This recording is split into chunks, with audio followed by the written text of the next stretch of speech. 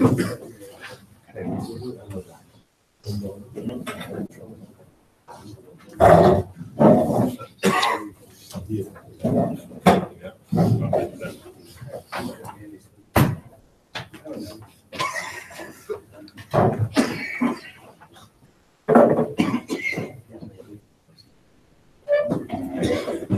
right, Shavosai, good morning. Let's begin. So today's daf is Yud Beis. We're picking up Yud Aleph Amud Beis 11b, and we're picking up Nikmar Dino V'Naaseh Kohen Gadol. It's 2, 4, 6 lines up from the bottom. So remember again, we're speaking about the different technicalities in your mikvot.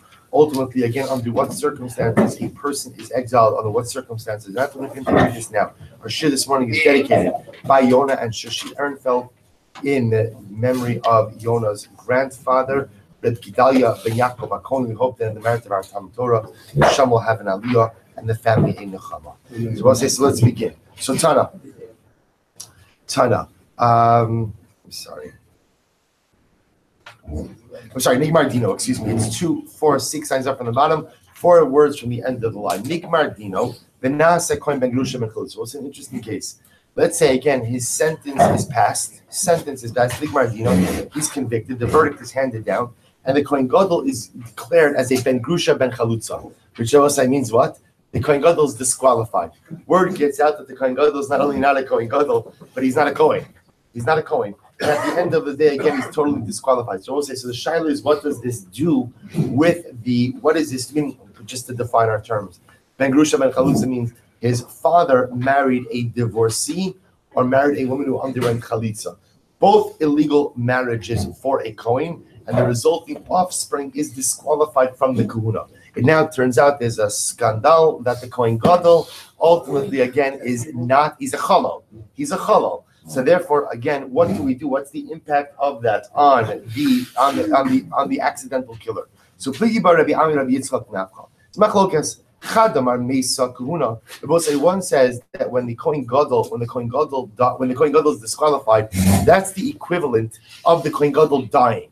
And what happens when the Kohen Gadol dies? So the mice again. So both say, remember again, in this case over here, the verdict has been handed down. The convicted accidental killer has not yet gone to Gullus. He's about to go, and again, late breaking news, Cohen is a Ben Grusha. Cohen's a Ben Grusha. So again, first opinion says that's the equivalent ultimately again of the Kohen Gadol dying, and therefore he doesn't have to go to Gullus. V'chad amar batla kahuna. But the other opinion says no, it's as if retroactively there was no Kohen Gadol. And we'll say, what's the halacha if at the time of conviction there isn't a Kohen Gadol? We learned this yesterday. What's the halacha? He goes to Gullus forever. He goes to Gullus forever. Right? That close, right? Or right? So again, he goes and he does not come out. So it's fundamental machlokes. Think about Rabbi Yoshua. Come and say this machlokes. Machlokes Rabbi Yoshua. So the Gemara says this nan haya omet umakriv agabi mizbeach. So listen to this. If a Kohen was offering, he's in the middle of the avoda. Benoda, Shuben Grusha ben Chalutza, and he finds out that he is a. So again, both is a stomach case. Kohen's doing the avoda. He finds out that he's a Ben Grusha ben Chalutza. What happens? Rabbi Eliezer Omer called Karbanos Sheker Psulim. Rabbi Eliezer says any carbon that he has offered is possible. Anything that he has ever done is possible. And we'll say now the ramifications of that could be quite extreme. Not our topic for today. Rabbi Yeshua Machshir, and Rabbi Yeshua says no. In other words, obviously, he can't do any avoda from this point forward, but anything he has done in the past is fine. Mandam Mesa, Rabbi Yeshua, so also the opinion who says that when the Kohen Gadol is discovered to be a Ben Grusha, that ultimately, again, it's as if he died. So he must be in alignment with Rabbi Yoshua, right? I will say the idea being that essentially the disqualification of the Kohen Gadol or of the Kohen takes place when? From this point forward. From the time we receive the information forward is when the disqualification hits. However, Umandamar Batla Karebi Eliezer. But the one who says ultimately again that anything he's ever done ultimately is batal, any carbon that he's ever offered is batal, is like Rabbi Eliezer, who says that when he's discovered to be a Ben Grusha, the Kuna Gedola is retroactively disqualified. To which the Gemara says, let's analyze this. We'll say top of your days. Ali but Rabbi Eliezer Kuli Amalo Pligi. Everybody agrees. Keep pligi. So we'll say when ultimately again. So when does the machlokes come up? Ali but Rabbi Yoshua. How so? We'll say Man Damar Mesa, Rabbi Yoshua. So we'll say the one who says ultimately that it's as if when the Kohen Gadol is discovered to be a Ben Grusha, that ultimately, again, he is like Mesa. It's as if he has died, and therefore, again, the convicted killer goes free, doesn't even have to go to Galus. That's obviously like Rabbi Yeshua, right? We'll say that's an element of Rabbi Yeshua who holds that when a Kohen is discovered to be disqualified, the karbanos he offered in the past are fine. Anything from this point going forward is not good.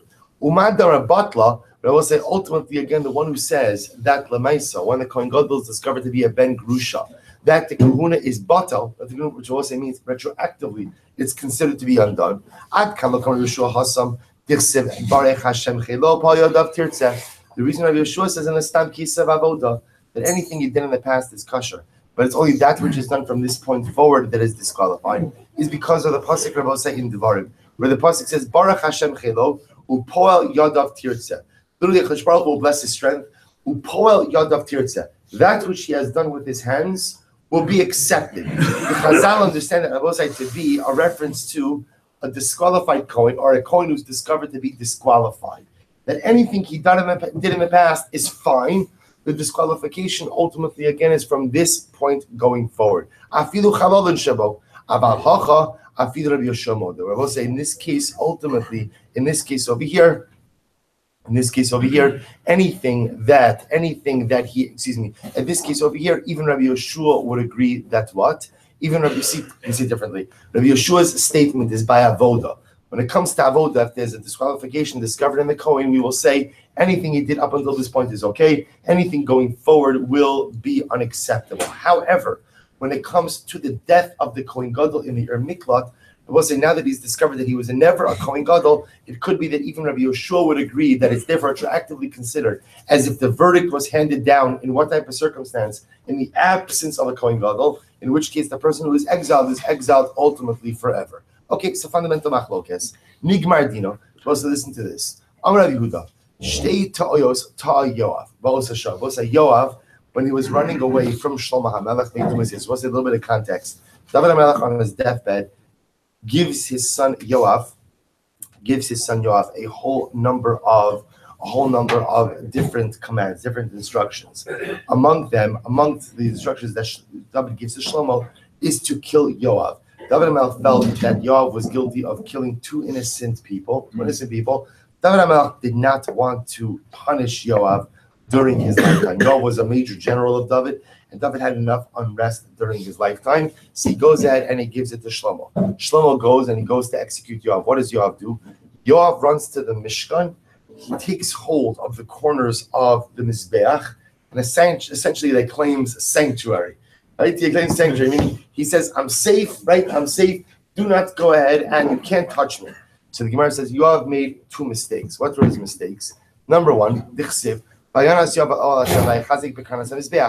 held on to the corners of the Mizbeach. And what happens? So his mistake number one is Shena call it Elagago, Utavis Pekanosa. The Mizbeach does afford sanctuary, but it's only the top of the Mizbeach, it's not the corners. Furthermore, Tashina call it El Mizbeach Beis Olamim, Vutafas Mizbeach Shel Shilo. We'll say furthermore again, it is only the Mizbeach ultimately of the Beis Hamikdash that goes ahead and affords sanctuary, not the Mizbeach of the Mishkan. So he held on to the corners of the Mizbeach in the Mishkan. So we'll say, so these are the mistakes of Yoav. Abai Amar Abai, so we'll say second white line, Ayin Bezim Aleph. Abai Amar, Bahar Nami Mitata. He also made another mistake. That's what? She'ino koleit elakoin va'avoda biyado v'hu zarhaya. We'll say furthermore again, the Mizbeach only affords sanctuary to the Kohen who is currently engaged in the avoda. As the say, the pasuk that the Gemara is referencing over here is when the pasuk is me'imizbechi tikachen lamos. That even if a Kohen committed a murder, even if Lamaisi is serving in the Beis Hamikdash, you take him out to be punished. So say the idea over here is that avoda doesn't protect you, unless of course you're standing on the top of the Mizbeach. If you stand on top of the Mizbeach, that affords you sanctuary. But even that only affords a Kohen who is doing the avoda sanctuary. A non-Kohen like Yoav, who's just in the Mishkan holding on to the corners, is not afforded sanctuary. Fine. Amar Rish Lakish. Rish Lakish says, Shalosh ta'ayos asid sarosh sharamid litos. So this is a very profound Gemara. Rish Lakish says that the ministering angel of Rome is going to make 3 mistakes in the Messianic era. I will say, who is the ministering angel of Rome? It's an angel Rashi points out by the name of Samael. Rashi says, Sarah Shalromi is Samael. Shivrach Basa. So we'll say, by the way, interestingly enough, we know that name Samael, because who else is Samael? The Ramban brings him down as the Malach of the Midbar as well. Strange Ramban, very difficult Ramban, by the Seir LaAzazel. Not our topic for now. By the Seir LaAzazel, speaking about the force that rules over the Midbar, also by the name of Samael. In any event, so what's going to happen? There are 3 mistakes that the Malach of Rome is going to make. The Malach of Samael. We'll say, what are the 3 mistakes? We'll say, this refers to the fact that in the Messianic era, HaKadosh Baruch Hu is going to slaughter the angel of Rome. The Messianic HaKadosh Baruch Hu is going to take revenge on all those who oppressed Klal Yisrael throughout the ages. And of course, the nation which bears the greatest responsibility for affliction of Klal Yisrael is Edom. So HaKadosh Baruch Hu is going to go ahead and kill the Malach of Edom, who's also known as the Malach of Rome. And the Malach of Rome is going to make 3 mistakes. What are the 3 mistakes? So the Gemara says, to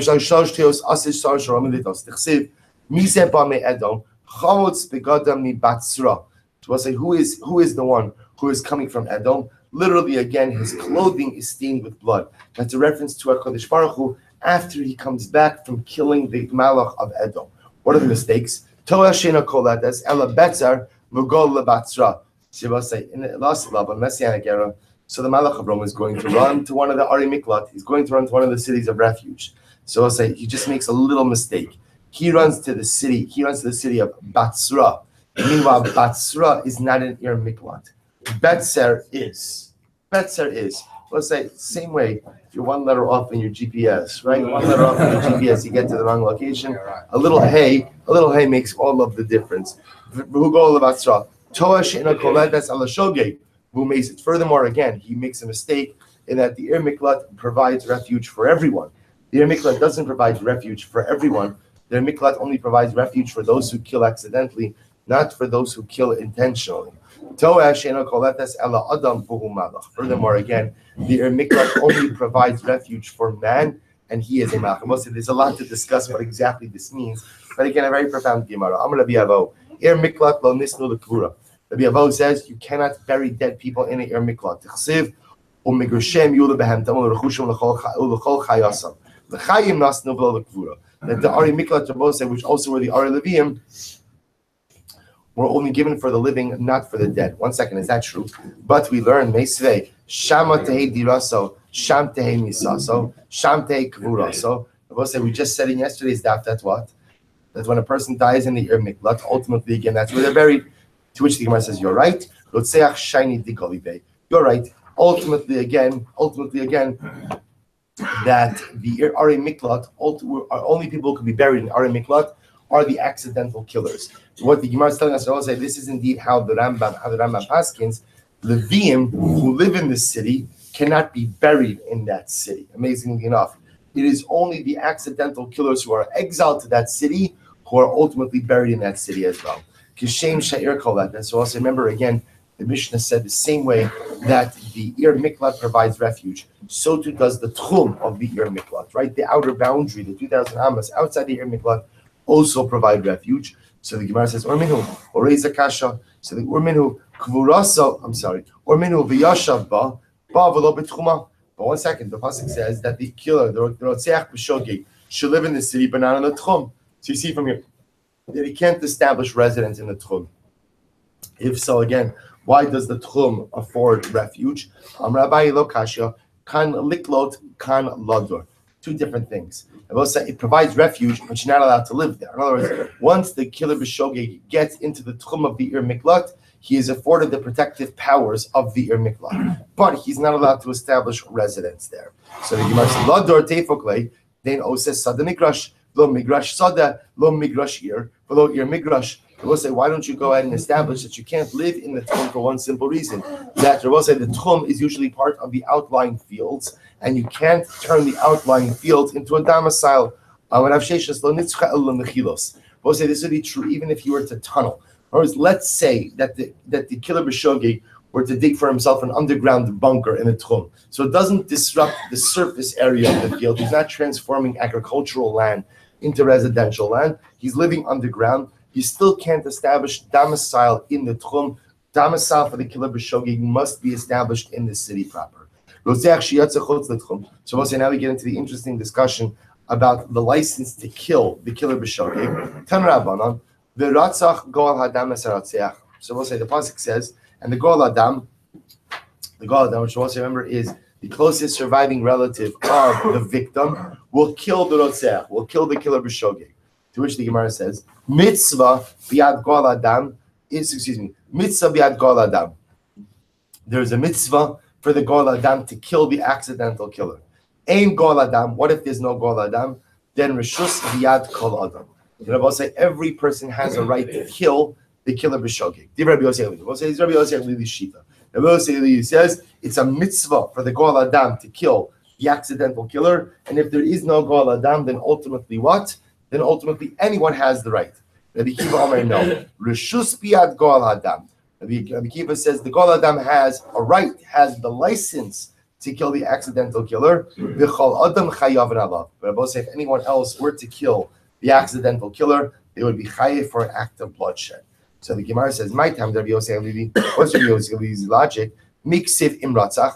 Does the pasuk say if the goal hadam will kill the accidental killer? We'll say, what does the pasuk say? V'ratzach. We'll say v'ratzach means he has an absolute license to do so. So if Rabbi Yosef Levi understands it, that it is a mitzvah upon the goal hadam to actually kill the accidental killer. And everyone else has the license. This Rabbi Kiva says, miksiv yirtzach. Is the pasuk Rabbi say phrased as a command? Does it say yirtzach that the goal adam should kill the accidental? It doesn't say yirtzach. It doesn't say he should kill. What does it say? V'ratzach. If he does kill. If he does kill. It's not a command. It's not a command, but rather again, it's an I would say it's an opportunity. Not an opportunity, but again, it is an option that he has. He has an option that he has at his discretion to exercise. So the Gemara So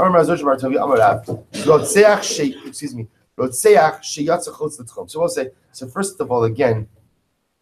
In this fundamental machlokes, all right, there's so much to say on this. Fine. Well, all right. I'll just say we paskin ultimately like Rabbi Akiva. We paskin, I will say this idea that there is no mitzvah for the goal hadam ultimately to kill the accidental killer, but he has an absolute license to do so. And if he does so, then ultimately he's not culpable. Anyone else who lays a hand on the accidental killer will absolutely be chayav for an act of bloodshed. So I will say the Gemara advances another shita. We'll say listen to this case. An accidental killer who leaves the tchum of the miklat. And what happens? Umatzal gal hadam, and the gal hadam finds him, v'hargo, and kills him. Neragalav. I will say the gal hadam is killed, is executed for this act of bloodshed. So we'll say, come on. Whose opinion does this reflect? We'll say, now this is a third sheet. And this third sheet, what does it sound like? The Goel Adam has absolutely no right to lay a hand on the killer b'shogeg. And if he does so, he's exiled. So come on, whose opinion does this reflect? Lo Rabbi Yosef Levi, below Rabbi Akiva. They both say it is not like Rabbi Yosef Levi, and it is not like Rabbi Akiva. Who the Amar Kiyai Tana? He holds like the following Tana. This Tana, Rabbi Eliezer Omer, Rabbi Eliezer says, Ad amdo lifnei ha'eda. The pasuk says until he stands, right? It's actually a reference ultimately to the killer b'shogeg. You can't kill him ad amdo lifnei ha'eda l'mishpat. What does that mean? You can't kill him until you put him before the Eda for judgment. Ma tamud lomar lefi shene'emar v'ratzach goal adam es harotzeach. You might have thought that what? That the goal hadam. That the goal adam will kill the rotzeach miyad. You might have thought that the Goel Adam has the right to kill the Rotzeach immediately. What does that mean immediately? You might have thought that as soon as the Rotzeach, as soon as the accidental killer kills the victim, that the Goel Adam has the right to take his revenge right then and there. Talmud Lomar no. Ad amdo lifnei ha'eda l'mishpat. Ultimately, again, you have to bring the accidental killer before Beis Din for judgment. Rabbi Yossi, Rabbi Akiva, hi ad amdo lifnei ha'eda l'mishpat my darshidei. What's Rabbi Yossi, Rabbi Akiva? What do they do with this pasuk? Homi boile v'chidisanya. The pasuk they need it for the following teaching. Rabbi Akiva Omer minayin l'sanhedrin shiro echad sharigas and efesh shema misinoso ad shamo lebeis nacher. They'll say, how do we know that if the Sanhedrin witnessed the murder, they witnessed an accidental murder, That's what? That Beis Din cannot try the case. Rather, again, the case must go to another Beis Din. Talmud Lomar, ad amdu lifnei eida lemishpat, ad sheyamod bebeis din acher. Tan Rabbanon, im yatzarotzeach, in the ela b'mezid. So listen to this. I know that if the Rotzeach leaves, we'll say the Rotzeach is the accidental killer.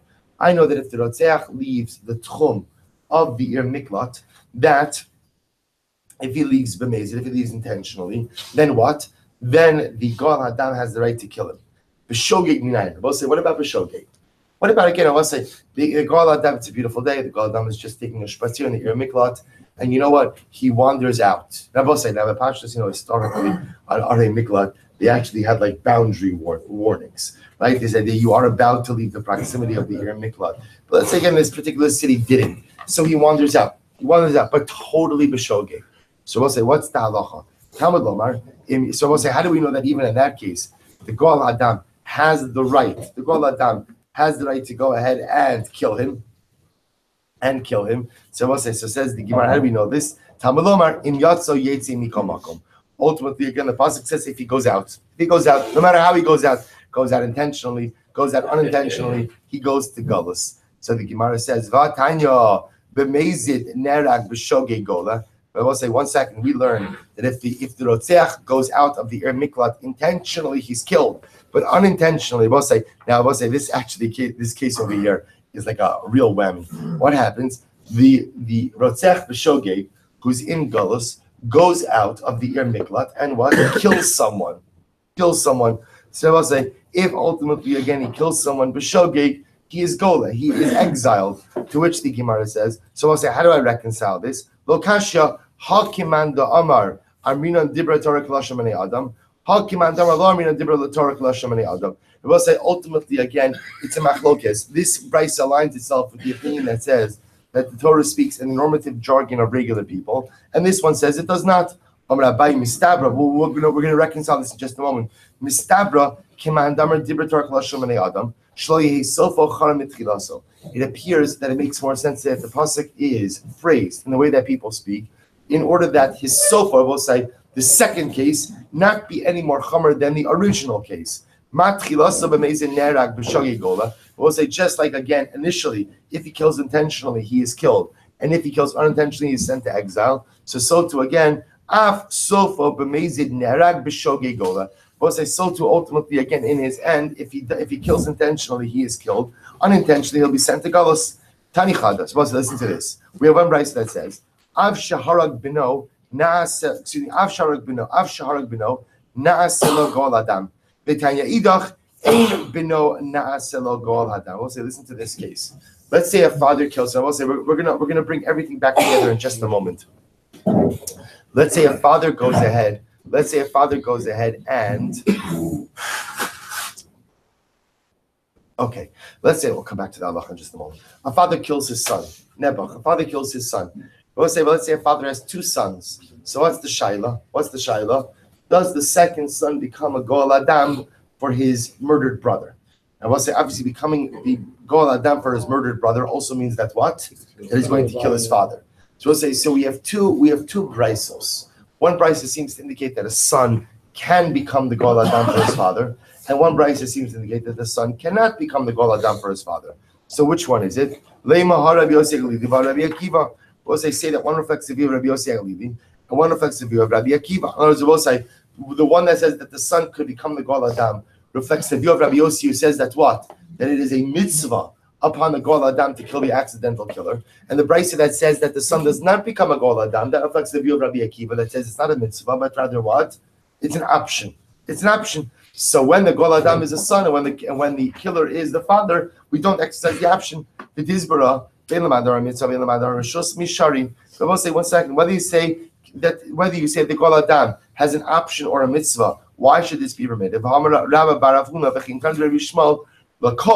Ein haben nasa shliach la'aviv la'koso l'koloso chutz mimesis shari amratar lo sachmo v'lo sechasalav. We'll say 1 second. It's not permitted altogether. We'll say we have a general cloud. Then let's say the son works for Beis Din, right? Let's say the son is an employee of Beis Din. What's his job? He's the flogger. right? He is the guy who administers Makkos. Then what happens? Who happens to come in one day to Beis Din? His father. His father ate a cheeseburger, right? His father wears shatnez, whatever it is. His father's Chaim Makkos. So we'll say, what's the halacha? The son cannot administer lashes to his father. So we'll say, now if the son can't administer lashes to his father, when his father is Chayiv Malkus, then why would there be a havamina that the son has the right to act as the Goal Adam to kill his father? To which the Rabbi says, sorry, do it two contradictory verses. I'll say, watch this. Lokashya habibno habiben bino. Oh, we'll say, here's the difference. Everyone will agree that if father killed son A, but son B is still alive, that son B cannot act as the Goal Hadam and kill his father on behalf of his deceased brother. We'll say, what happens if father kills son A? Everyone agrees with that. Father kills son A, and then what? Son A, however, left behind the child. So we'll say that grandchild, according to some, has the ability to act as the Goal Adam for his grandfather. So a son can never act as the Goal Adam towards his father who killed accidentally. A grandson can. Now, we'll say, now I'll show you something very interesting. If you look at Rashi says over here, Ela lo kasha habib beno habib ben beno hadisanya ein beno nasek ol adam bibno sharotzeach kamer. So we'll say, so the brisa that says that a son can't become a Goal Adam, that's a reference mamish to a son. That's a reference to a son. But the brisa that says that v'hadisanya beno nasek ol Goal Adam bibno shalka. We'll say that refers, but the brisa that says that a son can become a Goal Adam. That's a brisa that refers to the son of the deceased, to the son of the murdered individual. He could become the Goal Adam to his grandfather. Why? Ve'eno musar al kavodo, because a grandson is not chayiv in the covenant of his grandfather. I'll just point out, I'm going to give you some homework over the weekend. You'll dabble a little bit because that seems to be contradicted in many different places. We have this concept that grandchildren are reckoned as children, many different circumstances. Yet here, apparently, in this context, we're saying that a grandson does not have a din to be mechabi to honor his grandfather. Okay, we'll add it to the list of topics we have to cover. We'll say, I just take halacha l'maisa in this, because again, the Gemara touched on a very important yisod, which is what happens if somebody ventures out of the tchum of the ir miklat. What happens if you're the killer b'shog, you venture out of the tchum? So the Rambam paskins, yotza chutz the tchum ir miklato b'shkaga, kol hargo bein gol adam misha adam gol ayado. So we'll say the halacha is, and we're gonna get into this later on. If the killer b'shogeg ventures out of the ir miklat intentionally, then what? The Goal Adam has the right to kill him. If he ventures out unintentionally, it's b'shogeg, however you're proving that, the Goal Adam has no right to kill him. Not only that, but if the Goal Adam does kill him, then what? The Goal Adam will be responsible for that. Okay, says Mishnah. We'll say, let's go back there. Mishnah. We'll say, these are great. This Gemara is so great. So great. Sometimes it's great. Sometimes it's really great. This is so great. So great. Says the Mishnah. Let's listen to this. Let's say you have a tree. A tree that's standing in the ir miklat. And what happens? We'll say, see here this case? This is amazing. So the tree is in the ir miklat. But the branches extend outside of the ir miklat. Or you have a tree and the trunk is standing outside of the tchum of the ir miklat, but the branches extend inside. So we'll say, what's the shiloh over here? What's the status of the tree? In other words, we'll say, what we're really fundamentally asking is, how do you determine the location of the tree? To which the Mishnah says, Hakol holech achar hanof. Everything goes by the branches. Wherever the branches are, we'll say, that determines the identity of the tree. So we'll say, if the branches are in the ir miklat, even if the trunk is outside of the ir miklat, the trunk is also considered to be ir miklat space, to the point that if the killer b'shogeg is running away and he becomes a tree hugger, right? He holds on to the trunk, even though the trunk is outside of the ir miklat. Since the branches are inside the ir miklat, that tree is considered to be what Rabbi say? Ir miklat. Ir miklat, he'll be saved. Says the Gemara, 1 second. I'll raise a cash on that. We'll say, I know people are getting hot under the collar about this. So take it down a notch. All right, we're going to see, because again, we know that in the realm of choshen mishpat, in monetary law, it might be a little bit different. We're going to see it's not just monetary law. This is an incredible chiddush, because normally we'll say, we say that where the trunk is determines the idea. So again, we're going to see or many ilan shu omeid who omeid Actually, he changes it over here to Ilan HaOmed. I'm sorry. He changes it to Ilan HaOmed Bifnim. So if they will say this is about Meister Sheni, as we're going to see. A tree is standing inside Yerushalayim. Inside the walls of Yerushalayim. V'not that lochutz. But the branches extend outside of the walls. Rashi says over here, Ilan Shu Omei Bifnim, Yerushalayim L'Inyan Achilas Meister Sheni Yerushalayim Hu Shneur. Let's listen to this. So a tree is in Yerushalayim, the trunk is in Yerushalayim, but the branches extend outwards.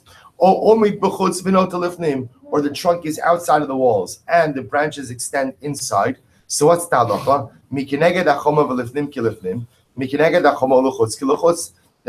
Now what this price seems to be saying is what? Is ultimately, again, we judge the tree based on the part of the tree, based on where the tree actually is. Now, remember, why is this important? You want to eat Meiser Sheni. Meiser Sheni has to be consumed where? Inside Yerushalayim. I want to sit on a tree and eat Meiser Sheni. Right? You ever have one of those days you just want to sit on a tree and eat Meiser Sheni? So what happens? The shaila is, where could I eat it? So the Brisa says over here, whatever part of the tree is in Yerushalayim, you can eat the Meiser Sheni. Any part of the tree that's outside of Yerushalayim, you can't eat Meiser Sheni. So what do you see from here? You see from here that the branches are not the determinants for the location of the tree, but rather, again, we look at real location. To which the Gemara says, 1 second. Meiser ari miklat karamis, you're comparing apples and oranges. Meiser b'chol matal rachmana ari miklat b'dira tal rachmana. We'll say ultimately, again, by Meiser, it's a din ultimately in the walls. You can only Meiser Sheni within the walls of Yerushalayim. So who cares about who? It's not a question of what determines the location of the tree. What does it determine? Where is the tree located? Is the tree in the walls? You can eat Meiser Sheni there. Is the tree outside of the walls? You can't eat Meiser Sheni there. I will say, when it comes to your miklat, everything is determined by damas. I will say, it's interesting. Why is it that the branches are the determinants of the location of your miklat? Because they're both saying, if you have a tree and you want to establish a domicile on the tree, where's the only place you can establish a domicile? In the branches. You can build yourself a tree house. You can't establish domicile on the trunk. Therefore, again, I will say, because of that, when it comes to an miklat, the Gemara is suggesting that the location of the tree will be determined by the location of the branches. So the Gemara says, you can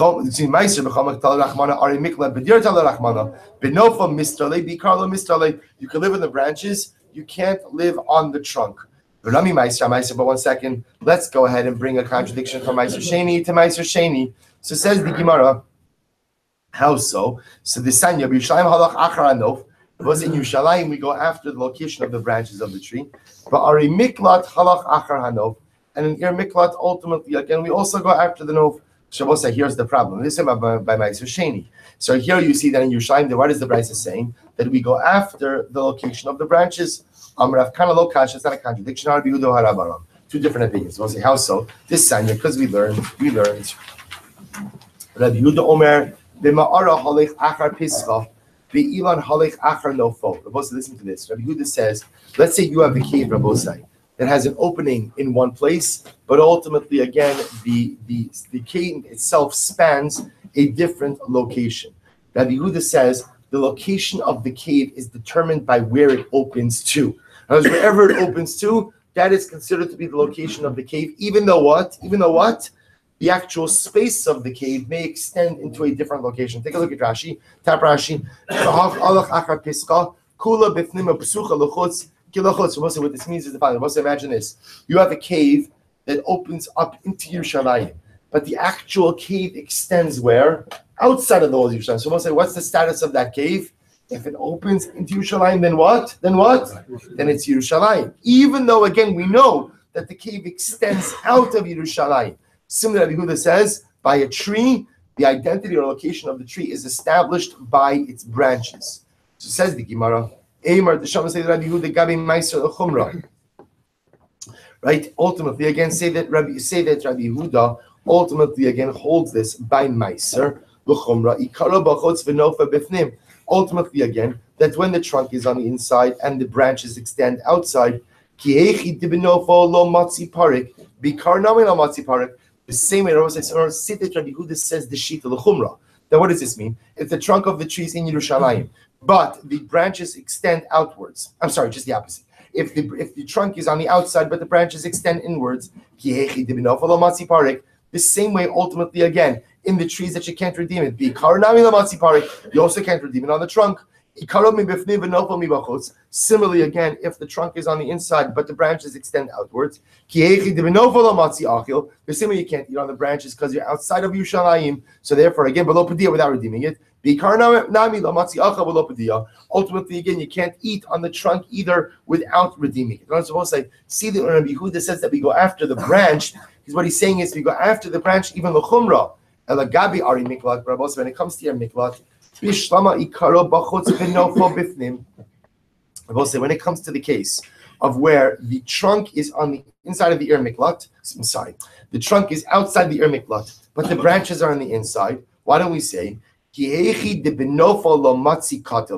will say, listen to this. In this case over here, where the trunk is bachutz. I'm sorry, I read this. Let me read this again.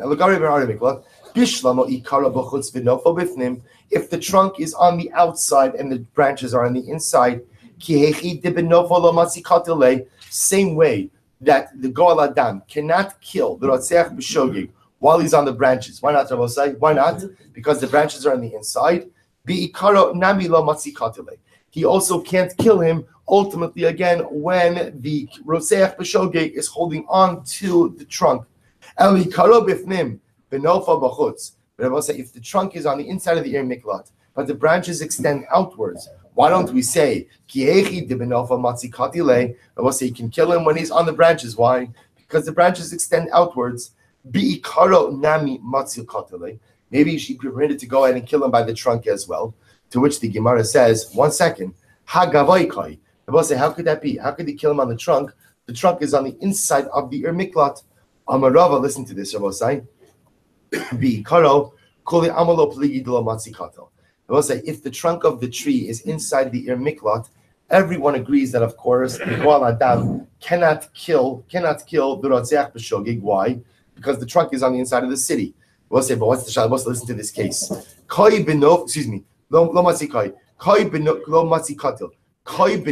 say, watch this. So here's the case. The case is where the tree is on the inside, the trunk of the tree is on the inside of the ear miklat.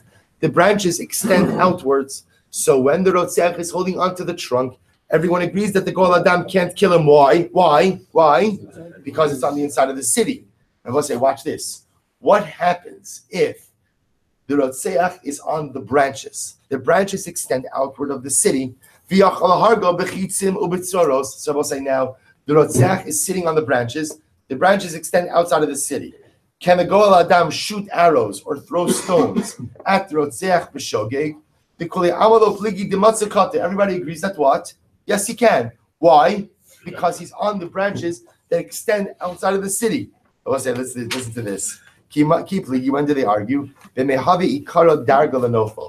say, this is what they argue about. Can the Goal Adam come inside the city to use the trunk as the stepping stone to the branches in order to get to the branches which overhang outside of the tchum of the city? Can he come into the city to use the trunk as the step stool to get up into the branches? And the Gemara says, Mar Savar Havi Kar Darga Lenofo. One opinion says yes, he could use the trunk to be the step stool ultimately to get to the branches. Umar Savar Lo Havi Karo Darga Lenofo. And the other opinion says no, he can't go ahead and use the branches as the step stool. Rav Ashi says, "My achar hanov." What does it mean that we go after the branches? Af achar hanov. Rabbi say what it means is we even go after the branches. Rabbi say, now what does that mean? So I'll tell you what is the halacha? Rabbi say this actually is a very important sugya. What do we do with this? So what do you do with the tree in the ear miklat that overhangs outside, or that the trunk is outside and the branches is in it? So listen to this. Halacha lemaisa. The Rambam paskins. The Rambam says, Elon, get ready for this. Elon, shu omid b'soch tchum ari miklat, v'nofen noteh chutz l'tchum. So we'll say, ultimately, again, if you have a tree. Now, what's the case number one is where the trunk is within the tchum of the ear miklat, but the branches extend outwards. Misheagia tachas hanof niklat. We'll say, get ready for this. Once the Rotzeach comes under the canopy of the branches, niklat. He has safety and security of the ear miklat. So we'll say, by the way, hear what the Rambam saying? This is dramatic. The Gemara even spoke about this, right? What did the Gemara speak about? If you're in the tree, the Rambam says, not only do the branches afford you security, right? Because again, the trunk is in the Ir Miklat, the branches extend outward. Not only do the branches themselves, if you're living in them, afford you security, but even once you come under the branches themselves, you are under the canopy of the Ir Miklat. You're in the Ir Miklat. We'll say, what about the second case, where the trunk is outside of the tchum, but the branches extend into the tchum? Once you get to the trunk is already the Ir Miklat. So we'll say, what do you see? What is the Rambam Paskin essentially? Whatever, as long as part of the tree is in the Ir Miklat, then what? The whole tree is in the Ir Miklat. But we'll say the additional chiddush is that even standing under the branches, those branches which extend outside of the Ir Miklat, as long as part of that tree is in the Ir Miklat itself, the branches afford Miklat security as well. I told you, I didn't lie to you. Amazing. Says Moshe, we'll say one more piece. Harag ba'osayir. We'll say, listen to this. Now this guy has got tzaras. He's exiled. He's exiled already for killing someone b'shogeg, and then he kills someone else in that city. So we'll say, this is a guy who killed b'shogeg in the Ir Miklat.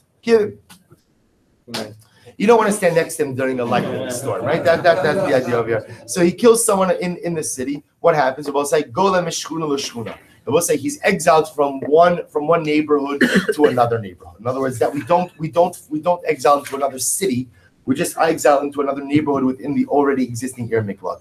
Ben Levi Gola me'ir. We'll say similarly, if a Ben Levi killed someone, we'll say now this is, remember, the Ari Miklat are Ari Levian. So in this case over here, what's happening? A Ben Levi killed someone. So we'll say, so what do we do with him? We don't exile him to another neighborhood because remember he's already living in the Ir Miklat. Rather, him we exile to another city. So we'll say the pasuk says, I will give for you a place, talking about the Ari Miklat that Moshe Rabbeinu established. Kodesh Baruch Hu tells Moshe Rabbeinu, I will give you this opportunity during your lifetime to establish these cities. Moshe Rabbeinu, remember, again, establishes the 3 Ari Miklat on the Transjordanian area. Makom mimkomcha ata, right? Mimkomcha. You have to be dislodged. You have to go ahead and leave from your place. I'm sorry. Mimkomcha doesn't mean that. Mimkomcha means that HaKadosh Baruch Hu tells Moshe Rabbeinu that the Ari Miklat will come from the cities of the Ari Leviim. Moshe will come from your place. Moshe Rabbeinu is a Levi. It'll come from your place. From your portion will the Ari Miklat be established. Next, Asher Yonos Shama Malavi Shayisham Megalim Bamidbar. Rabbi say Asher Yonos Shama, that they will flee to there, teaches us that Rabbi say people went to Galus even in the Midbar. Apparently there were accidental deaths even in the Midbar, and the din of Galus applied in the Midbar as well. Lehecha Megalim. So we'll say if somebody kills someone else accidentally during their sojourn in the desert, so where did they go? They were in Ari Miklat. Where did they go? Lemachan Leviyah. Rabbi say they went to the camp of Levi. Mikan Amar, based on this we say, Ben Levi Shahara Gola Miplach Leplach. And we'll say ultimately again, from here we learned that if a Ben Levi went ahead and killed someone accidentally, he is exiled from one Levitic city to another Levitic city. But say Plach literally means just as a Medina, one country to another. But what it means is he's exiled from one Levitic city to another Levitic city. Ve'im Gala Lepalcho, so Ve'im Gala Lepalcho, Palcho Kolto. But if inside of going to another city, he just went to another neighborhood, he exiled himself within his city, then ultimately, again, this works. I'm going to have Achabeit Ravika, Mikra, they both say, what's the pasuk that teaches us that even if a Ben Levi didn't leave his city, but instead found sanctuary, found Miklat in his own city, different neighborhood that it works, what's the pasuk? Ki bi'ir Miklato Yashav. So what's it? Because the pasuk says, in the ear, literally, Ki bi'ir Miklato, in his ear Miklat, he resided. Ir Shekal Taso Kvar. Even the city, even if he remains in the city that originally provided him refuge, but just exiled to a different neighborhood, that's okay. So we'll say, so bottom line, as much as when a Ben Levi kills someone, he should be exiled to another Levitic city, another Ir Miklat. If he just exiles within the same neighborhood in his city, it works as well. Okay, I'll share with you a short idea of Parsha.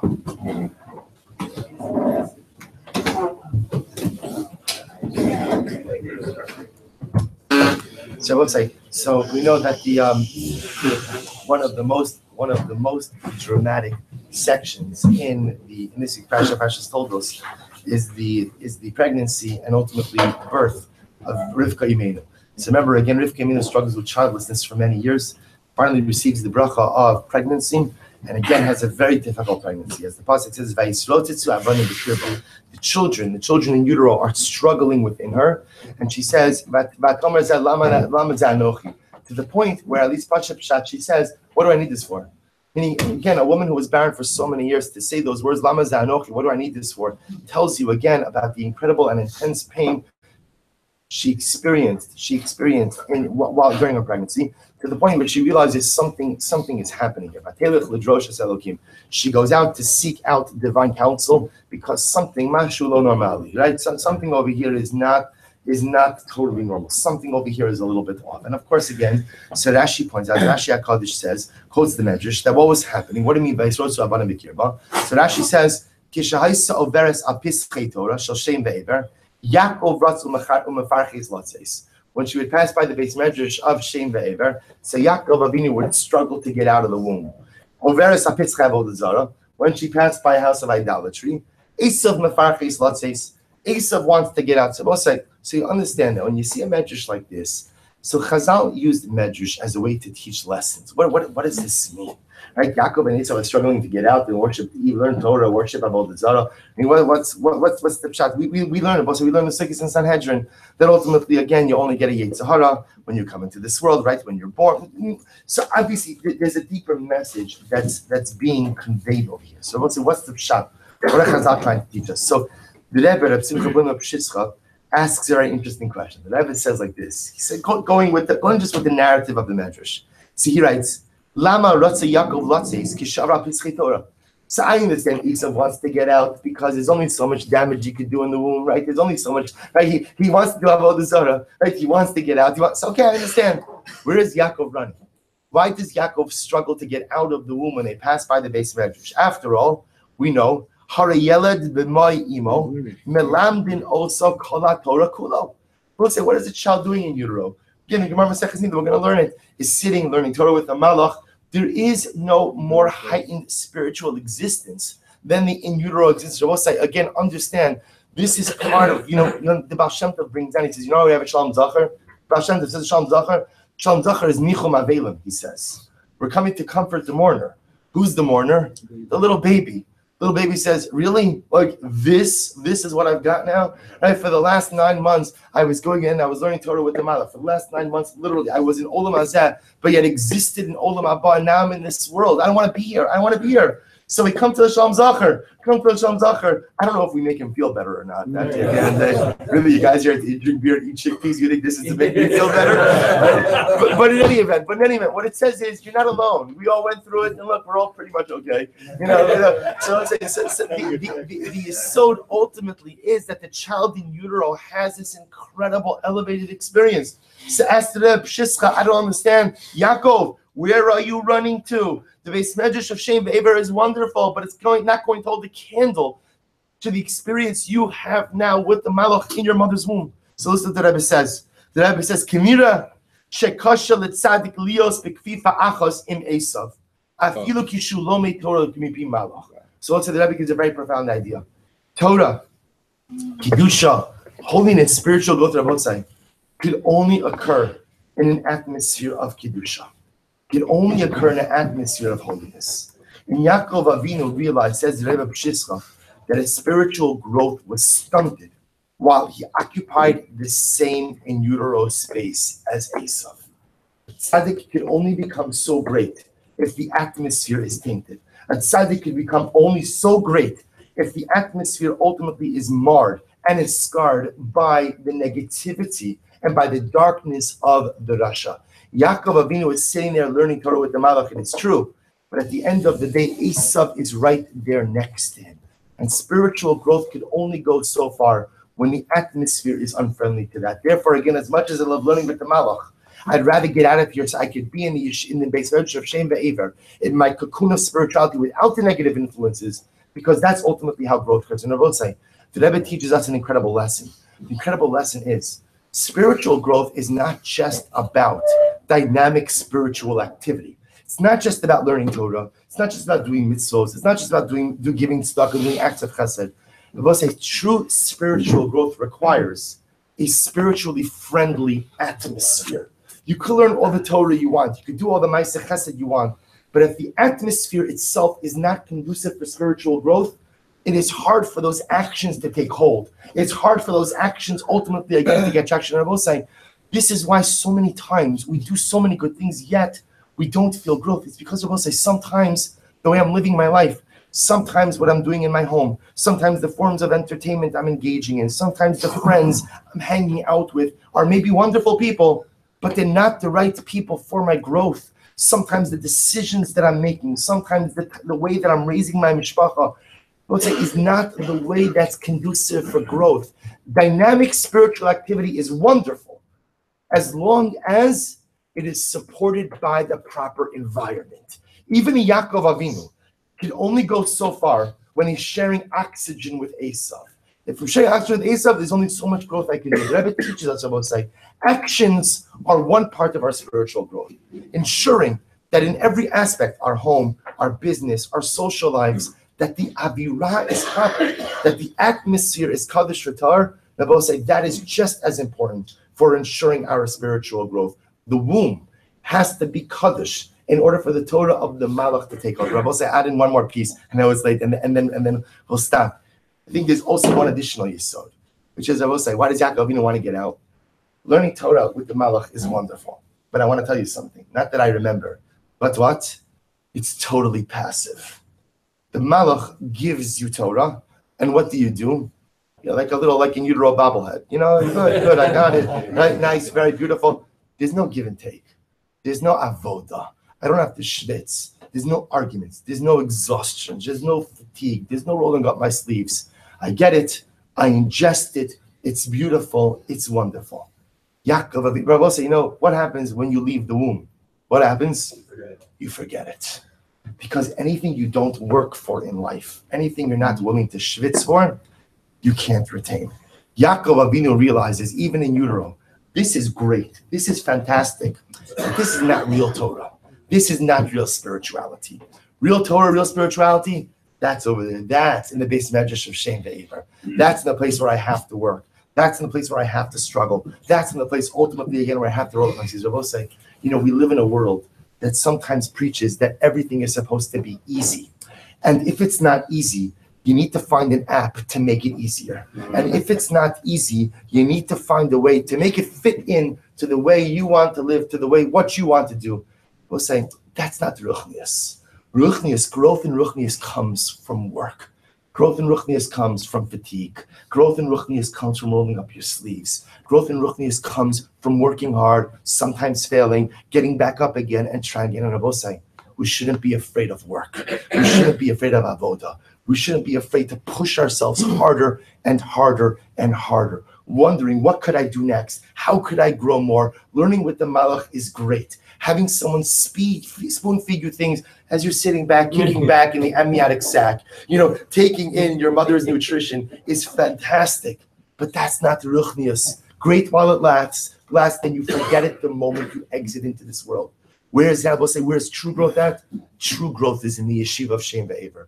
True growth is in this world where I could push myself, where I could roll up my sleeves, where I could break a sweat, where I could exert myself every moment of every day. These are the two lessons that the Rebbe teaches us. We learn ultimately again from this base medrash. Number one, if we want true growth in our ruchnius, it's not just enough to do the right things. We have to create the right atmosphere, the right framework for ourselves in life. And number two, true growth never comes from anything someone gives you. True growth in life only comes from those things that we are willing to work hard, that they're willing to schwitz, that they're willing to accomplish ourselves. Shabbos.